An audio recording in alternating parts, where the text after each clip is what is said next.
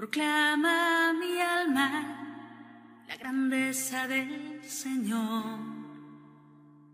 Se alegra mi espíritu en Dios mi Salvador, porque ha mirado la humillación de su sierva, porque ha mirado mi pequeñez. Desde ahora me felicitarán todas las generaciones, porque el poderoso ha obrado y hace maravillas en nosotros. Grande es su amor para todos, grande es su amor y por siempre, grande es su amor.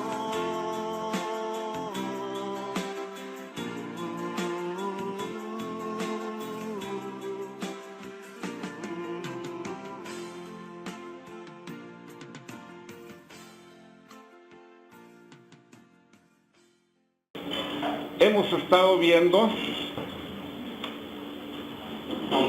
cómo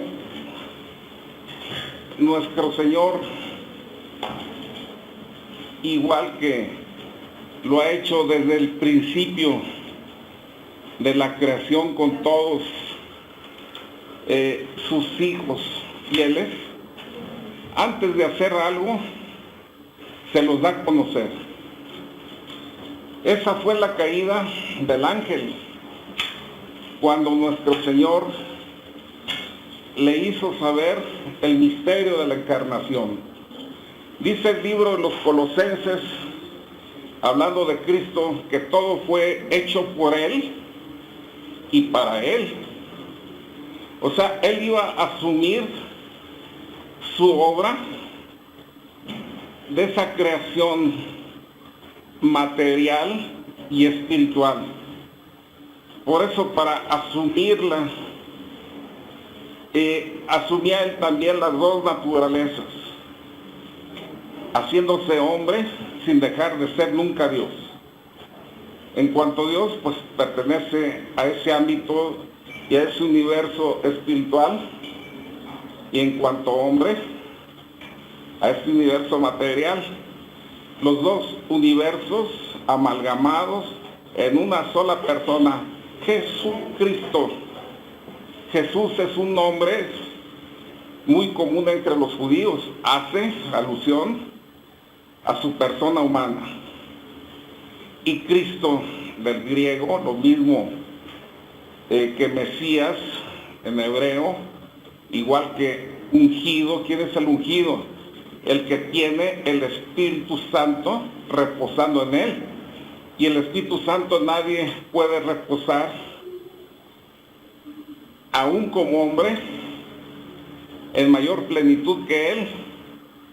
Pues acuérdense que el Espíritu Santo es el vínculo de amor entre el Padre y el Hijo, y que Jesús, no por hacerse hombre, o el Verbo no por hacerse hombre, dejó nunca de ser Dios. El Espíritu del Señor reposa sobre mí, espíritu de sabiduría, de discernimiento, de ciencia, de fortaleza, de consejo, de piedad y temor de Dios. Hoy se ha cumplido esta palabra, dice el Señor.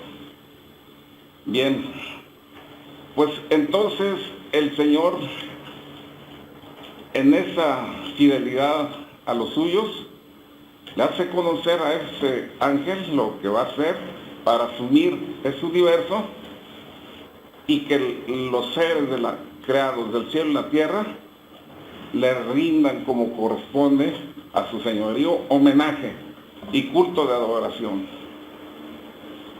Y se rebeló el demonio al ver que iba a elevar a una criatura tan frágil, tan poca cosa a juicio de él, porque los considera animales primarios, Yo he platicado con gente en posesión, hablando el demonio a través de ellos, y así se expresan. Dice, a nivel personal no me caen los humanos, a nivel personal todavía los tolero, pero cuando se aglutinan se comportan peor que los peores animales, son despreciables. Y de verdad, y también cuando renuncia uno a su racionalidad, se comporta peor que el peor de los irracionales, ¿verdad? Ellos se mueven por instintos y nosotros ya por malicia.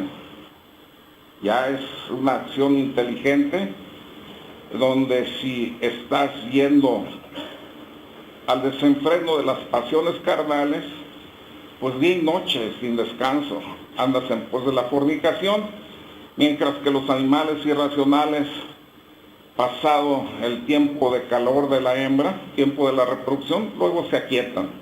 El fornicario no. Bien, pues nuestro Señor dice el libro del profeta Amós, vamos viendo aquí, Amós 3:7, miren lo que va a decir, 3:7. Dice, nada hace el Señor sin dar a conocer su decisión a sus siervos los profetas. Palabra de Dios. Te alabamos, Señor. ¿Se fijan? El profeta es un ungido. Es el que recibe las luces del Espíritu Santo. Y a través del profeta habla el Señor a su pueblo. Y dice, nada hace el Señor sin darlo a conocer a sus profetas. O sea, para que todos estén enterados de lo que voy a hacer y que las consecuencias de lo que de ahí venga, todos tomen providencias para que no los sorprendan, ¿verdad? Entonces nadie se ve agraviado, porque va a tener siempre el tiempo suficiente para actuar el cambio y no ser sorprendido. Amós 3:7 dijimos. Luego en Jeremías 23:20, miren lo que va a decir.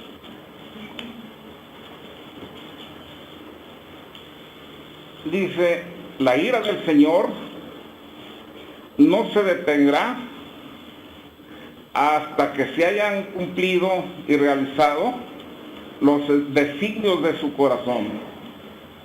Solo cuando suceda, lo comprenderán. O sea, la palabra de Dios, porque se tarde, no piensen que se va a dejar de cumplir.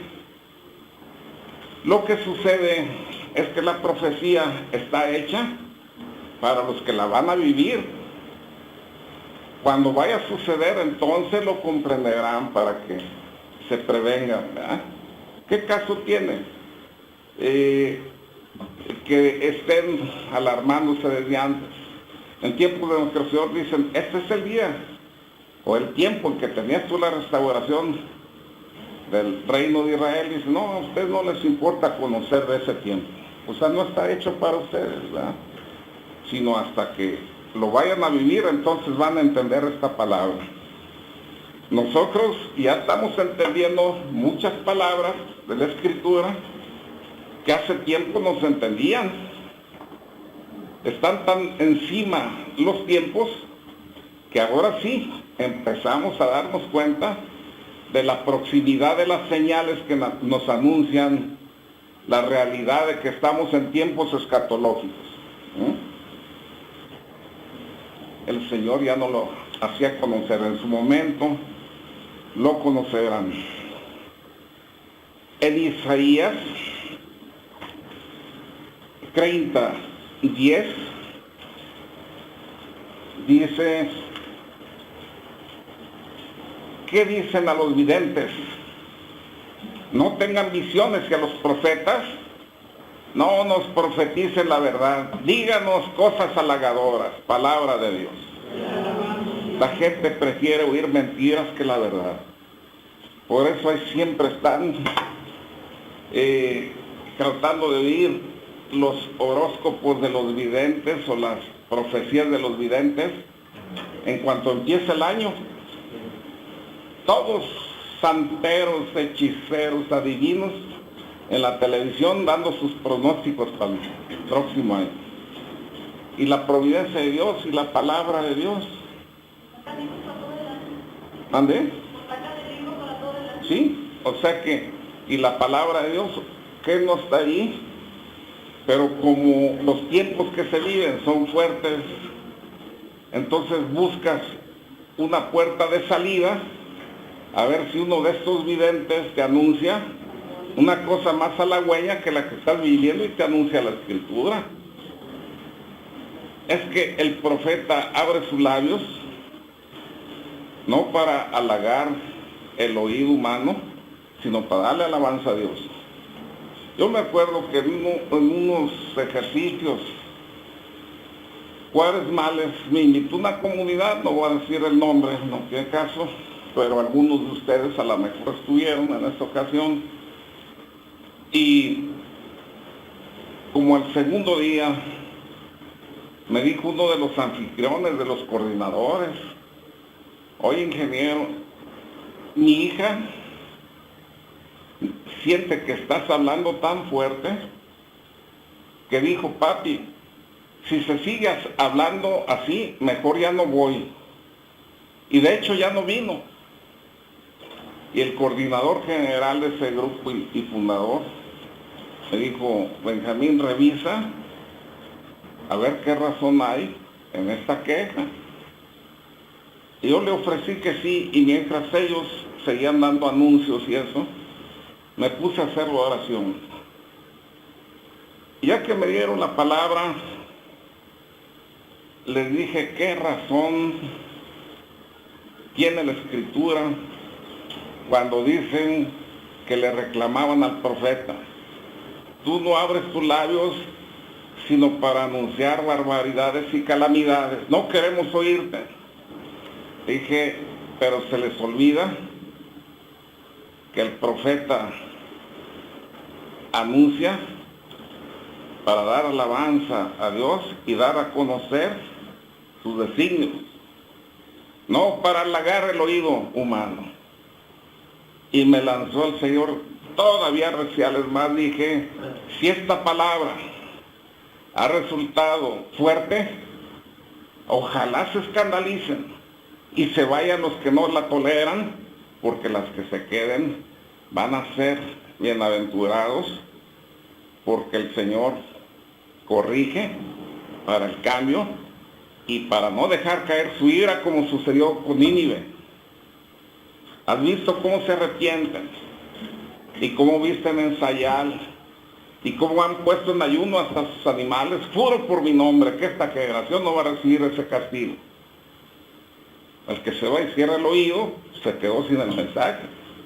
No va a hacer cambio. Y allá recibí como el Señor me inspiró, para la gloria de Dios.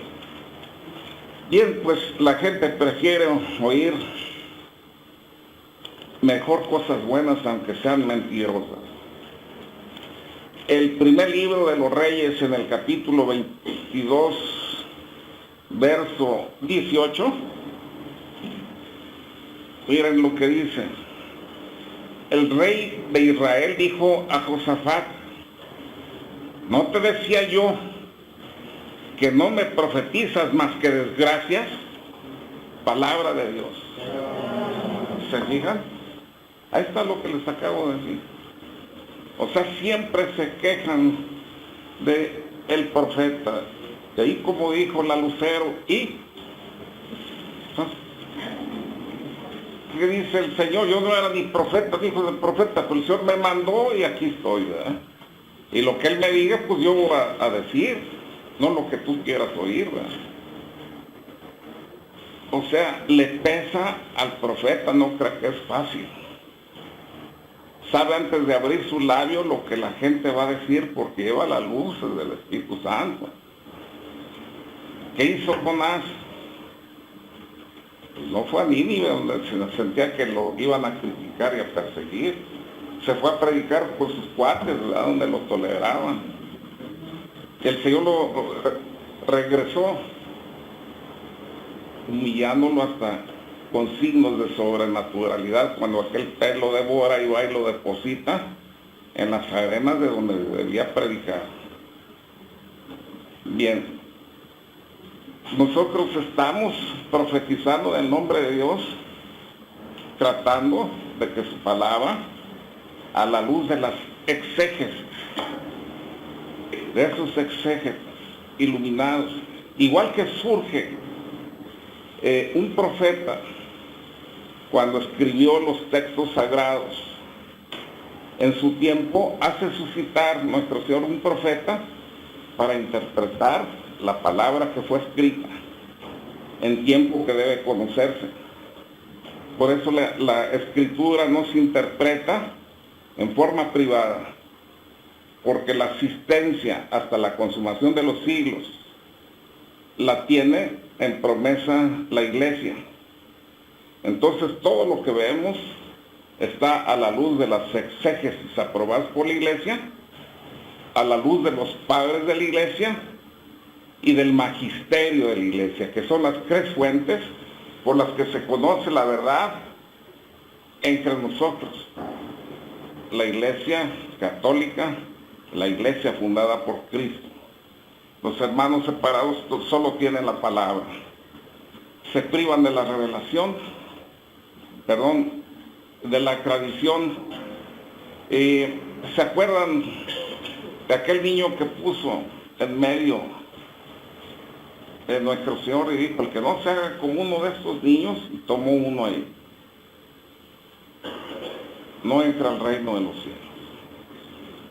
¿Quién era ese niño? Dicen que era San Ignacio de Antioquía, que después es uno de los padres de la Iglesia, fue obispo y mártir.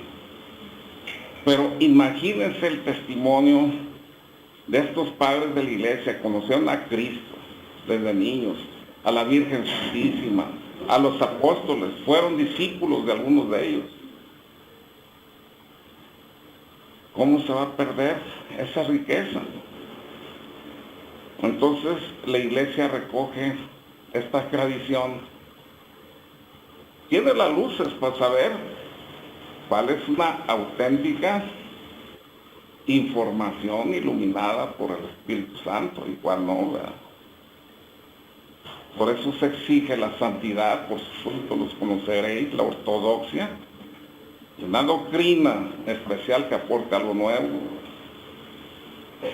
Es tan celosa la Iglesia que nosotros descansamos en muchas verdades aportadas por Orígenes y no fue aceptado como padre de la Iglesia, siendo que llevó una vida santa, porque cuando murió se dieron cuenta que él, interpretando la palabra: más te vale ir sin un brazo al cielo que completo a la ajena.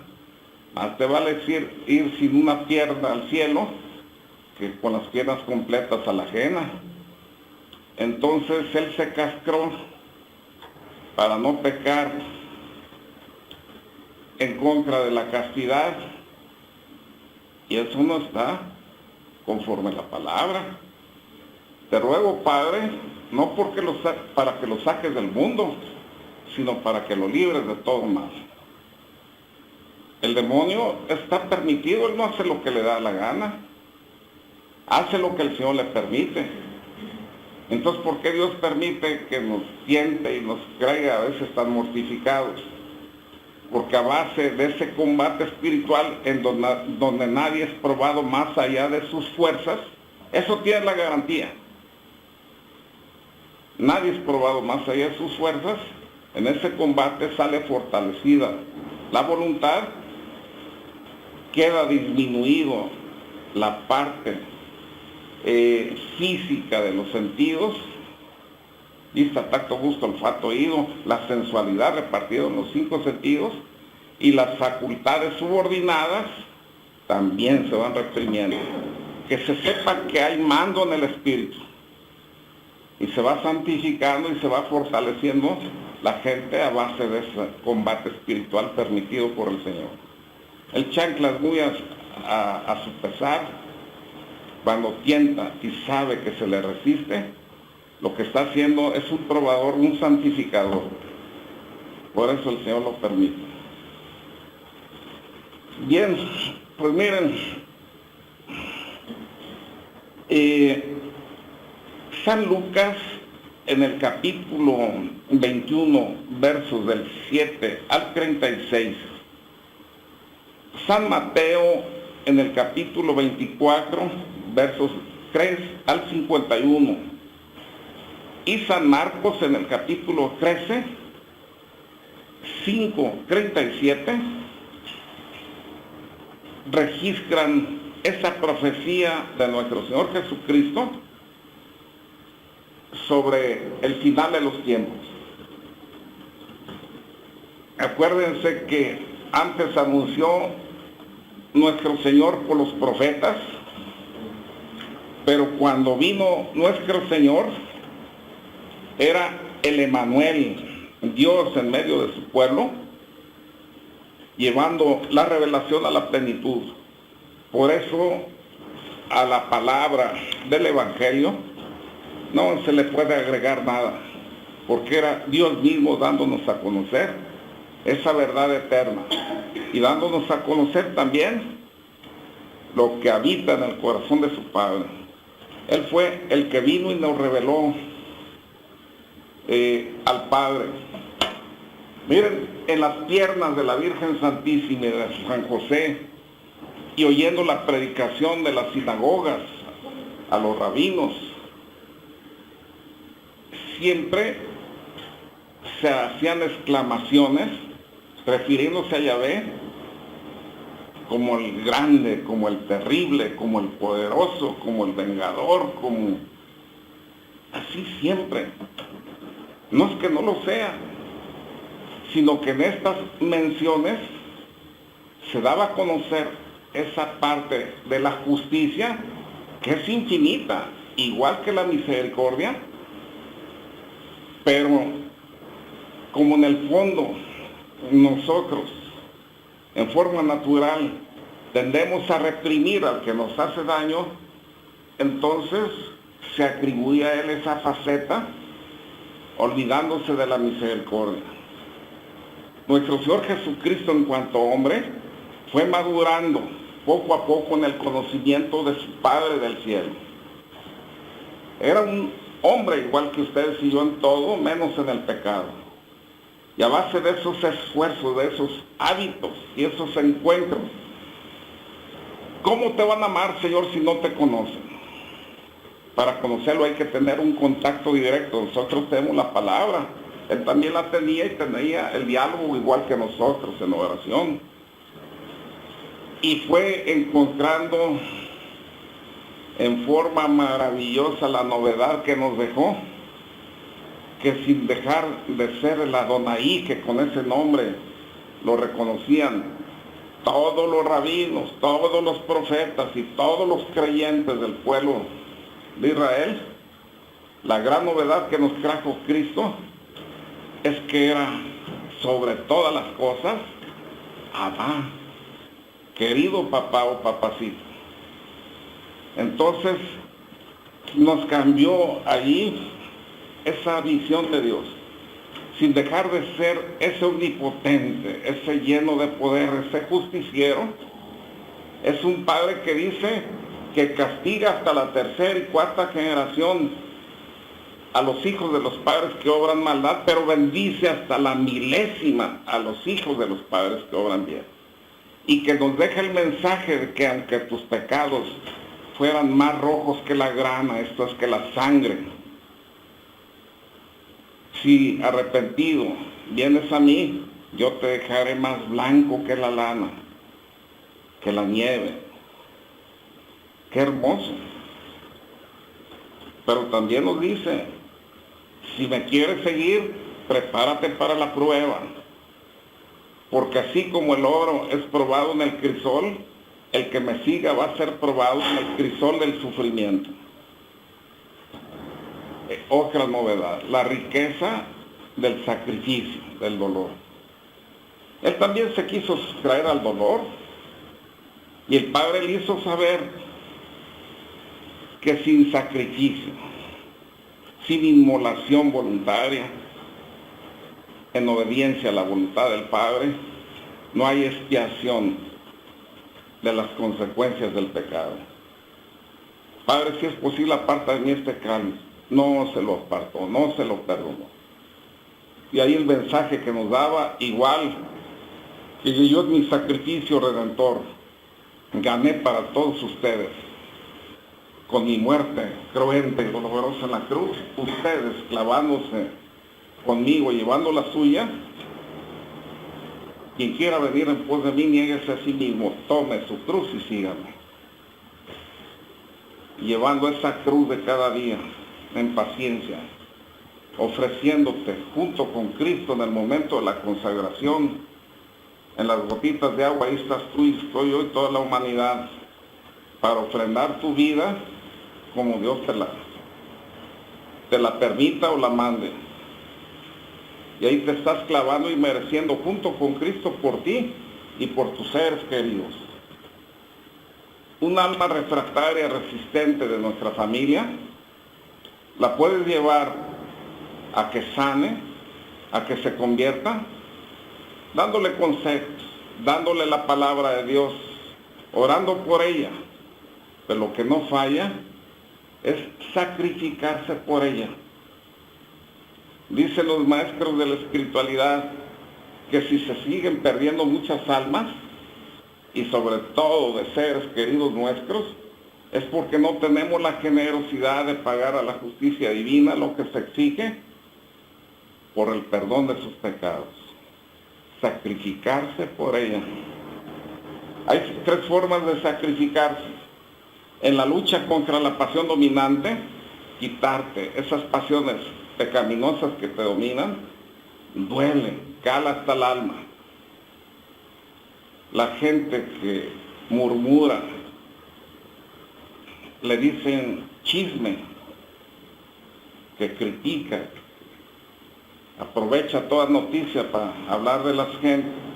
El día que se propone en el nombre de Dios empezar a atacar esa falta y reprimirla desde que amanece, vas a ver cuando aparezca y recuerde que ya está en lucha y ya ofreció a Dios no abrir los labios para chismear, para criticar, para murmurar. Casi quisiera decirle al Señor, mejor empezamos mañana. Siente que le da un infarto casi. Esa es una forma dolorosa. La otra es aceptar en paciencia las cosas que Dios manda en la vida. Y la tercera, asumir tus propios dolores, tus propios sacrificios en beneficio tuyo o de alguien para vencer algún candado que no deja avanzar a las almas a la santidad. Muy bien.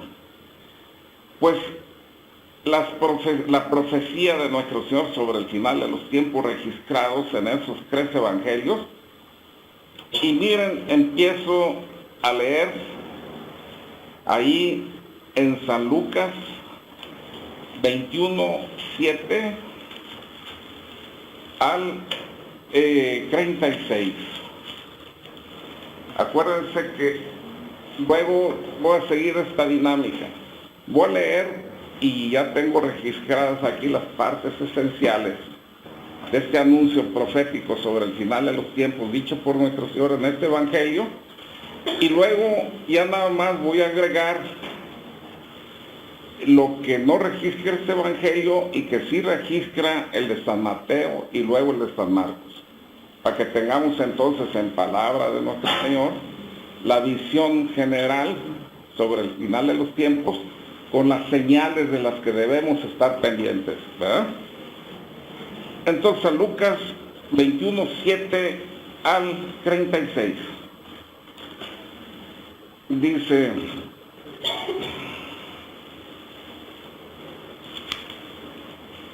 entonces le preguntaron, maestro, ¿cuándo será eso? ¿Cuál será la señal de que esas cosas están a punto de suceder? Él les contestó: estén atentos para que no los engañen, y vayan empezando a registrar mentalmente cuáles son las referencias que Él va dando. Porque muchos vendrán en mi nombre diciendo: yo soy. Ha llegado la hora. No vayan detrás de ellos.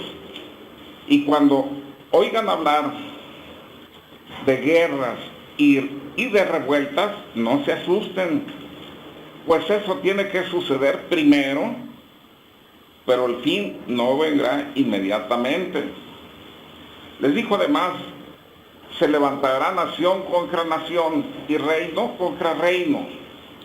Habrá grandes terremotos y en diversos lugares hambres, pestes y cosas espantosas y grandes, señales en el cielo. Pero antes de todo eso, los detendrán y los perseguirán, los arrastrarán a las sinagogas y a las cárceles, y los harán comparecer ante reyes y gobernadores por causa de mi nombre. Esto será ocasión para que den testimonio. Hagan el propósito de no preocuparse por su defensa, porque yo les daré un lenguaje y una sabiduría a la que no podrán resistir ni contradecir ninguno de sus adversarios. Serán entregados incluso por sus padres, hermanos, parientes y amigos, y algunos de ustedes los matarán. Todos los odiarán por mi causa, pero ni un cabello de su cabeza se perderá. Si perseveran, se salvarán. Cuando vean a Jerusalén rodeada de ejércitos, sepan que está a punto de ser destruida. Entonces los que estén en Judea, que huyan a las montañas; los que estén dentro de la ciudad, que se alejen; y los que estén en el campo, que no entren en la ciudad. Porque son días de venganza en los que se cumplirá todo lo que está escrito. Hay de las que estén encinta y de las que estén amamantando en aquellos días, porque habrá gran dolor en la tierra y el castigo vendrá sobre este pueblo. Caerán al filo de la espada y irán cautivos a todas las naciones, y Jerusalén será pisoteada por los paganos hasta que llegue el tiempo señalado. Habrá señales en el sol, en la luna y en las estrellas, y en la tierra la angustia se apoderará de los pueblos, asustados por el estruendo del mar y de sus olas, maremotos. Los hombres se morirán de miedo al ver esa conmoción del universo, pues las fuerzas del cielo se estremecerán violentamente. Entonces verán al Hijo del Hombre venir en una nube con gran poder y gloria. Cuando empiecen a suceder estas cosas, cobren ánimo y levanten la cabeza, porque se acerca su liberación. Les propuso también este ejemplo: fíjense en la higuera y los demás árboles, cuando echan brotes, ustedes al verlos saben que se acerca el verano. Pues lo mismo, ustedes cuando vean que suceden estas cosas, sepan que el reino de Dios está cerca. Les aseguro que no pasará esta generación hasta que todo esto suceda. El cielo y la tierra pasarán, pero mis palabras no pasarán. Procuren que sus corazones no se entorpezcan por el exceso de comida, por las borracheras y las preocupaciones de la vida, porque entonces ese día caerá de improviso sobre ustedes. Ese día será como una trampa en la que caerán atrapados todos los habitantes de la tierra. Estén atentos pues, y oren en todo tiempo para que se libren de todo lo que vendrá y puedan presentarse sin temor ante el Hijo del Hombre. Jesús enseñaba en el templo durante el día, y por la noche se retiraba al monte de los Olivos, y todo el pueblo madrugaba para ir al templo a escucharlo. Palabra de Dios. Bien, aquí yo registré esto de este Evangelio de San Lucas, guerras y revueltas, falsos cristos primero, ¿verdad? Empieza por ahí. Pues yo lo pongo ya como una síntesis. Ahí él lo anuncia así en el 7. Entonces le preguntaba, maestro, ¿cuándo será esto? Y él contestó, estén atentos para que no los engañen, porque muchos vendrán en mi nombre diciendo, yo soy. Bien, yo, para que vean cómo lo estoy sintetizando, yo puse falsos cristos, no los engañen, diciendo yo soy, alguien que venga en su nombre. Entonces, falsos cristos, anunciando el fin, ¿verdad? No les crean. Ustedes ya saben, antes de que venga el fin, ¿quién debe venir? El anticristo. ¿Qué otro evento se va a registrar? La gran apostasía, ¿verdad? Con la venida del anticristo, la persecución y la gran apostasía, ¿verdad? Van a ser martirizados mucho, aquí lo está diciendo el Señor, pero entonces dice que no los engañen. Lo vimos hace rato, les andaban sacando copia de ese tema del anticristo, no sé si ya se lo dieron. Si no, ahí va a estar ya, ¿no? Para que vayan teniendo ahí sus apuntes. Bien, entonces, ¿qué más anuncia como signos? De estos vayan diciendo cuáles ya se están dando. Falsos cristos andan por ahí, ¿eh? Guerras y revueltas. Dice, tienen que suceder primero, pero el fin no vendrá inmediatamente. Dice, no inmediatamente, pero las guerras son signos, las revueltas. Luego, nación contra nación. Sí, ¿verdad? Terremotos, hambres y pestes. Todavía no las hambrunas que se van a registrar, pero sí ya las está viendo. En África mueren muchas gentes, ¿verdad? En todo el mundo de hambre. Pestes, las últimas pestes, ¿cuáles serían? El SIDA, están un montón de, ¿verdad?, enfermedades, el papiloma y muchas otras cosas más, ¿verdad? Cosas espantosas y grandes señales en el cielo, todavía no. Persecuciones por causa de su nombre. Pues aquí ya la pasamos cuando la persecución cristiana, Rusia cuando empezó a propagar su ateísmo, pues muchos países, ¿verdad?, fueron reprimidos. Cuba todavía está así. Entonces ha habido grandes persecuciones y nosotros no hemos sido la excepción, ya la vivimos. Bien, pero todavía no es la gran persecución que va a ser el hijo de pecado, el 666, el anticristo, ¿verdad? Ahí sí va a correr sangre como en ningún tiempo. Veía ahí San Juan a multitudes de todas lenguas, razas y nación, que nadie podía contar, con sus mantos tintos en sangre, y el ángel de la revelación le dijo, ¿quiénes son estos? Y dice San Juan, no lo sé, tú lo sabes, Señor. Dice, estos son los que vienen de la última gran tribulación de la iglesia, y que por no adorar a la bestia pagaron con su vida y con su sangre su rebeldía. ¿Vale? Todos nosotros, tú y yo, si nos tocan esos tiempos y perseveramos fieles a Cristo. Por eso muchos, por miedo a la muerte y para no quedar privados y acorralados de no poder comprar y vender, con una ficha, una credencial, ya todos tenemos el CURP, querámoslo o no. Y esto es a nivel mundial, a poder controlar la población mundial. Entonces muchos, por cómodos, otros por temor, y otros por convencimiento van a seguir al 666. Y los que no, a precio de sangre, vamos a defender nuestra fe y nuestra salvación con boleto directo al cielo. Fíjate, ¿quién de los que está aquí, si ya estuviera en ese tiempo, se dejaría matar por su fe? Levante la mano más a ver si es cierto, más.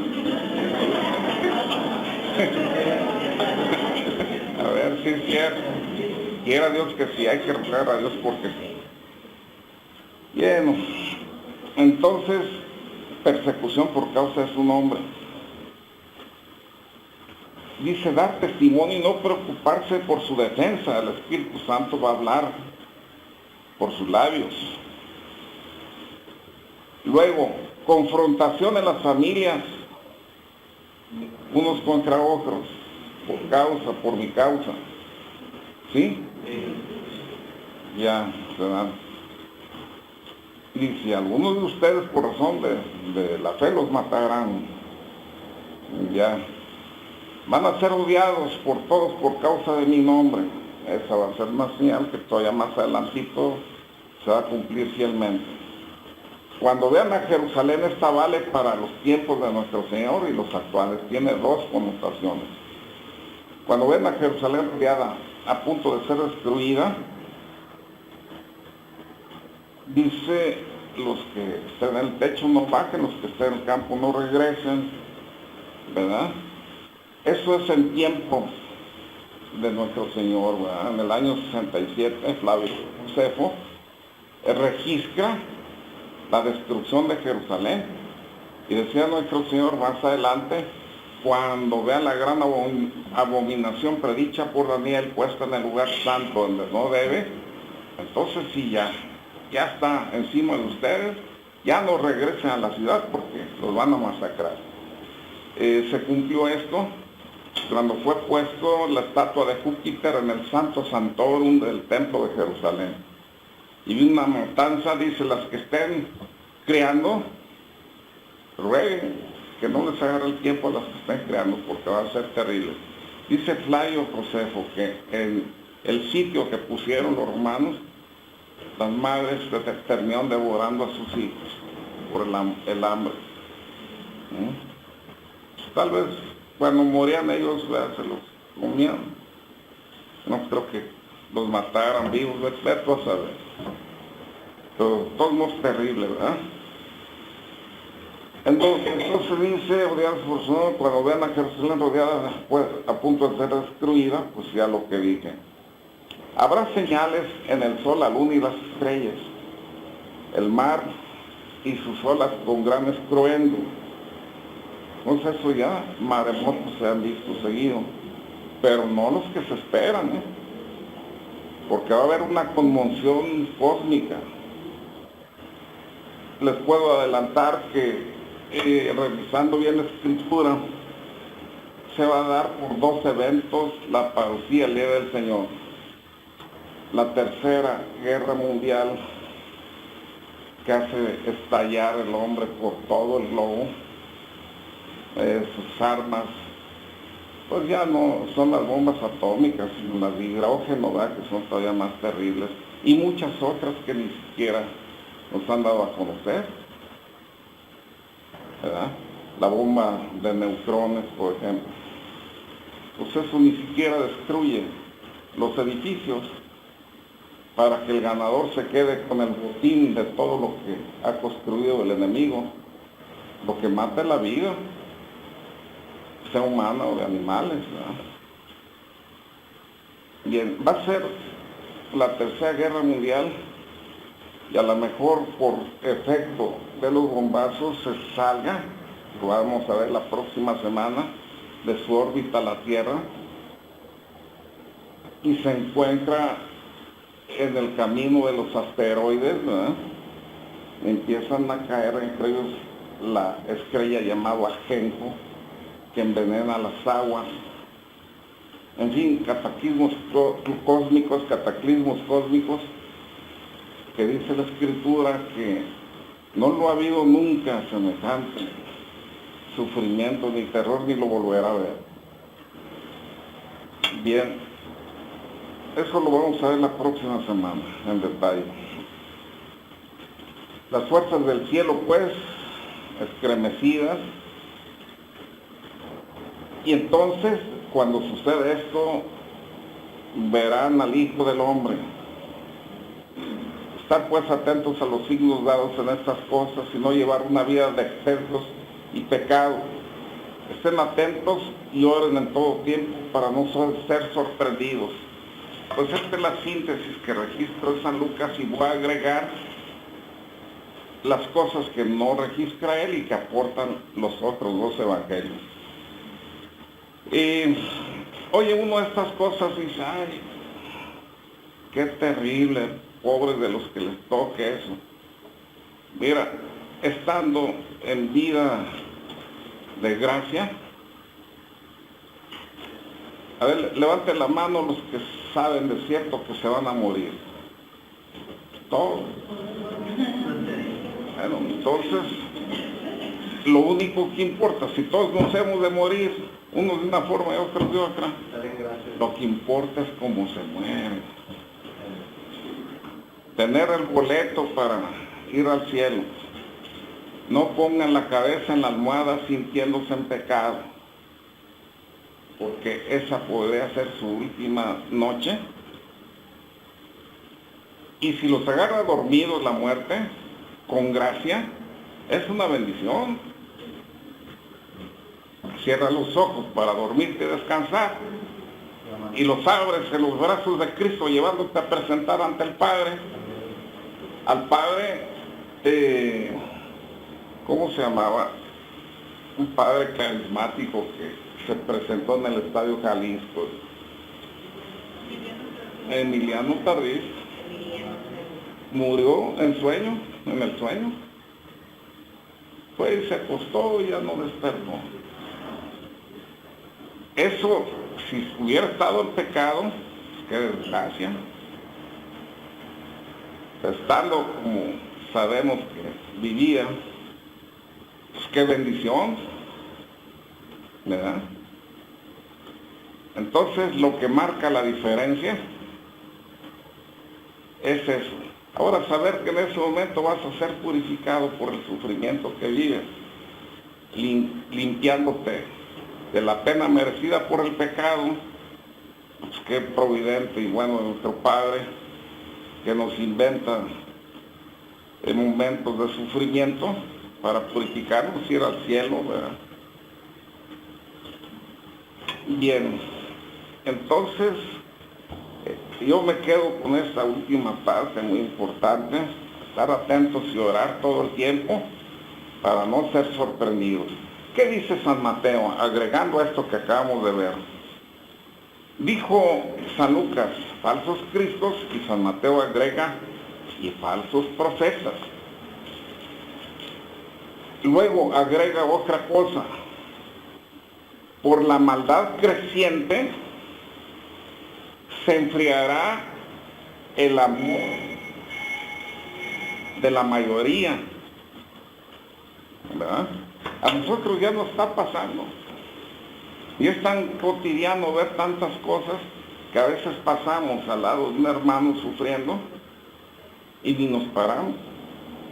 No hay tiempo, se piensa, y cada quien está inmerso en su propio problema, en la propia solución de su existencia. Se nos olvida la enseñanza del buen samaritano. No le importaba la vida de aquel, pero se paró porque era su hermano y fue a ver en qué lo podía ayudar. Nosotros, incluyendo yo, a veces digo, híjole, hermano, si tuviera tiempo, hermano, pues voy muy lleno de cosas. Y si me recordara que en la caridad voy a ser juzgado y que en ese acto heroico, a lo mejor dejando de hacer cosas que no son tan importantes, voy a hacer lo importante de mi vida, porque a lo mejor por ese acto de un sort me tome por aprobado mi juicio, ¿verdad? Vamos a un descanso y regresamos para revisarnos.